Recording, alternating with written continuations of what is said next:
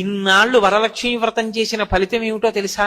నువ్వు ఒక శ్రావణ శుక్రవారం నాడు శ్రావణ పట్టి పట్టుకుని వెళ్లి కోడలకి ఇస్తావు. ఇచ్చి కోడలతో వరలక్ష్మీ వ్రతం చేయిస్తావు పెద్దరికతో. అప్పుడు కూడా పక్కన కూర్చొని చేసుకుంటుంది అత్తగారు. చేసుకుంటే పౌత్ర ప్రవర్తనం, ఆ తర్వాత కొడుక్కి కొడుకు పుడతాడు, మనవణ్ణి చూస్తావు, తర్వాత ముని మనవణ్ణి చూస్తావు.